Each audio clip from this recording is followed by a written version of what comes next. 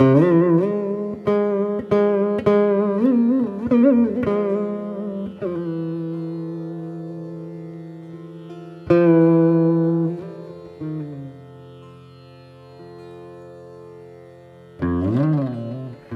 Italy, I was at my mother's place in Strasbourg, which is near Holland, and Gurudev was in Holland at that time, before Italy. I was back from India and I was at my mother's place to visit, and she had one book about the guardian angels, you see. So, and in the book, it was a serious book. In the book it was said that one of the service they provide the guardian angels is that they carry messages and they bring back messengers. So before sleeping he was advising you tell your message to your angel guardian and he will carry it to the person. So I told my angel, whom I did not know, but I told him, please go see Srila Gurudeva in Holland and tell him I pay my humble obeisances to him. Next morning I woke up, I heard Gurudev's voice, come see me.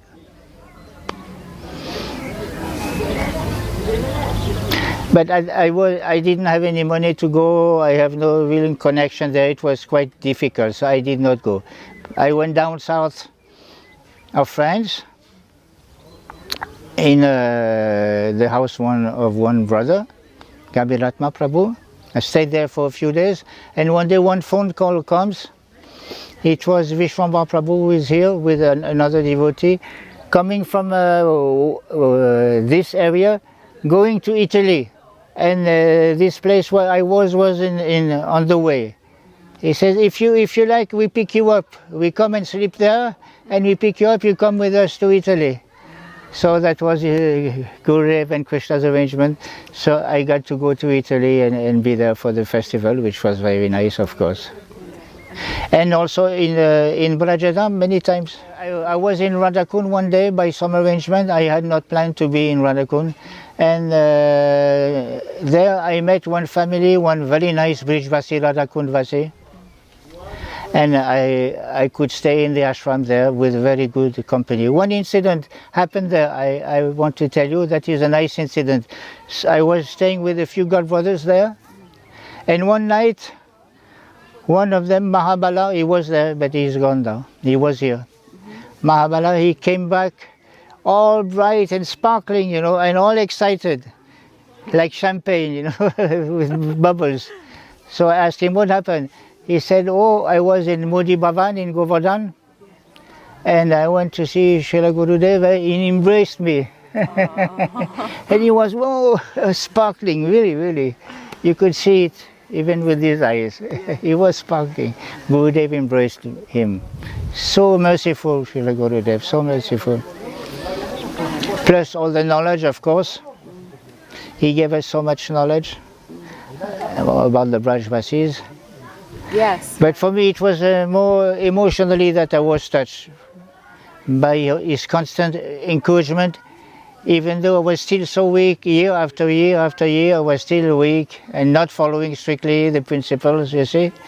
But he never put us down, never, no. Even though sometimes he was encouraged by other devotees to chastise us, which he did one time in south of France. He gave one class about some devotees were not following some principles. And then he chastised the others for not following something else, the one who were criticizing us, you see. I don't go into the details, not necessary. But Guru very, I would say, delicate.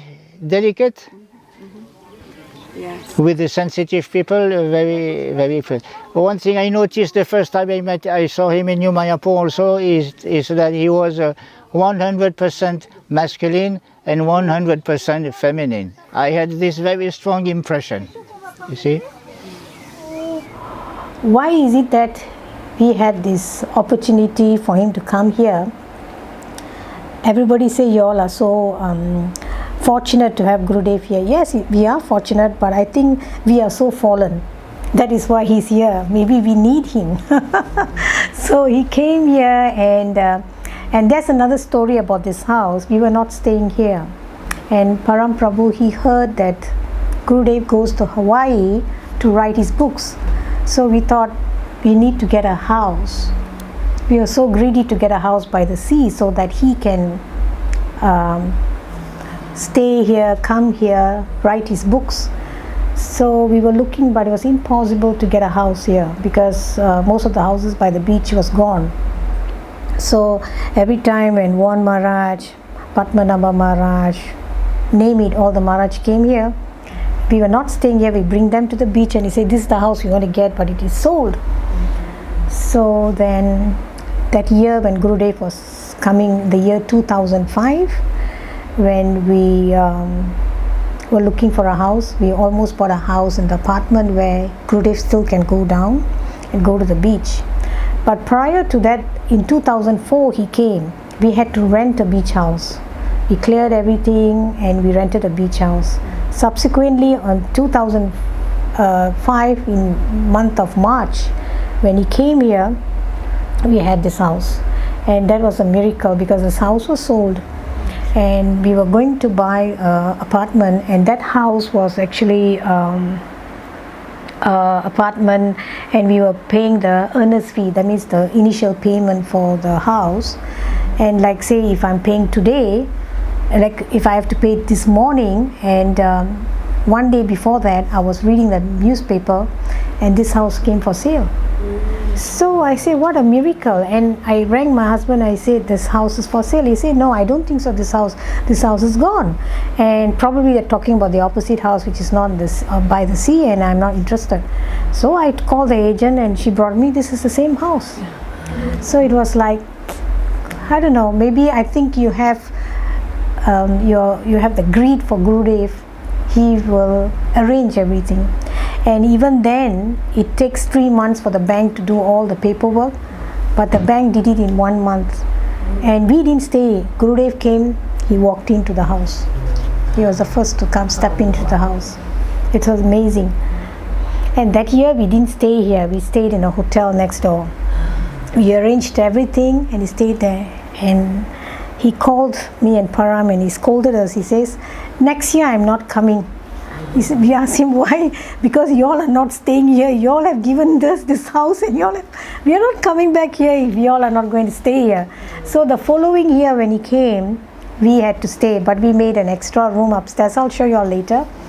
And all of them stayed, Brajanath, Mother Maharaj, Krishna Das, then the one who translate, the chubby boy, what's his name? I forgot his name, huh? Achyuta and Madhu and another person I think came. So, and then Vrinda Devi. So we had quite a lot, full house. So they stayed for a month and then they went back. We were so happy. Then subsequently every year Gurudev comes. Every year. Foi interessante entender a magnitude, a importância de Srila Gurudeva na vida de Srila Swami Prabhupada. Que muitos detalhes, na verdade pouquíssimos, né? Mas, ou seja, muitos foram excluídos do Prabhupada Lilamrita, o que também foi um livro polêmico mesmo dentro da ISKCON, que falava da vida de Swami Prabhupada. Foi um livro que ignorou bastante o relacionamento de Srila Gurudeva com Swami Prabhupada. E eu fui entender isso logo que eu conheci, um pouco antes de eu conhecer Srila Gurudeva, um vídeo de uma fita cassete que eu já havia assistido várias vezes, no VHS, que eu havia assistido várias vezes quando garoto, do Samadhi de Srila Prabhupada, da pessoa que conversava ao lado dele. Srila Prabhupada falava, via na legenda, take care of my disciples, né? Cuide dos meus discípulos, cuide dos meus filhos. Aquela pessoa com quem ele falava era Gurudeva. E aí quando eu assisti de novo essa fita, caiu a ficha. Caraca, esse que é o Guru quem eu pedi, que eu me abriguei. E dali em diante que caiu a ficha, foi muito difícil ter contato, se aproximar. Ainda bem, né? Foi justamente no momento que eu vi a grandeza dele. Então, Quando você faz samadhi de um Mahatma, você tem que escrever, assim, vou falar simploriamente, o mantra que está relacionado com a verdadeira forma espiritual desse mestre que abandonou o corpo. E esse mantra só pode fazer essa cerimônia, escrever esses mantras e tal no corpo, né, do guru que se foi, quem consegue ver essa verdadeira imagem, né? Forma transcendental, né? E quem fez o Samadhi de Srila Prabhupada foi Srila Narayana Maharaj com as próprias mãos. O Samadhi, assim, o cerimonial. E esse vídeo hoje em dia existe YouTube, então para negar a verdade fica muito difícil, né? Então fica muito fácil. Você entra no YouTube e assiste o Samadhi de Srila Prabhupada, assim, a cerimônia de funeral. E um pouquinho antes, talvez 2 dias antes, Srila Narayana Maharaj estava o tempo todo ao lado de Srila Prabhupada e inclusive fez o Samadhi. The festival of Gurudeva I went to, I was about 17 or 18, and I felt like everyone was really pressuring me to take Harinam. And I just felt like I wasn't ready, but I was feeling so much pressure and it was very difficult for me. And then one devotee said to me, I'm sure she meant it in a very nice way, but she said to me that Srila Gurudeva said that if you don't have Harinam, you're an animal. And I was just so upset by this. I was really, really upset, and I even cried over it. And then I decided to just ask Gurudeva about it. So I went to Gurudeva and I told him what happened, that this devotee said that if I don't have Harinam, that I am an animal. And I asked Gurudeva, is this true, Gurudeva? Am I an animal? And Gurudeva just looked at me very sweetly and said that it made him actually very sad when people use these words not in the right context. And then he explained that you have animal nature if you don't follow the 4 principles. And then he said, but I know you are following them, so don't worry. And then I asked him about initiation, and I also told him that I didn't feel ready. And Gurudeva just replied with a question saying, when will you ever be ready? And said that there was internal initiation and external initiation, and that he knew that I accepted him as my Gurudeva internally already, and that when I was ready for it, he would give me external initiation as well. It was just so sweet, and I just felt like a whole burden of all this pressure just fell off my shoulders.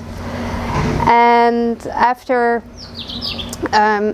so many things actually happened that tried to encourage me to take Harinam. First, Gurudeva gave me another name. Then later, I was having a kantimala with very pretty silver beads, and I was really attached to it. I thought it was very pretty.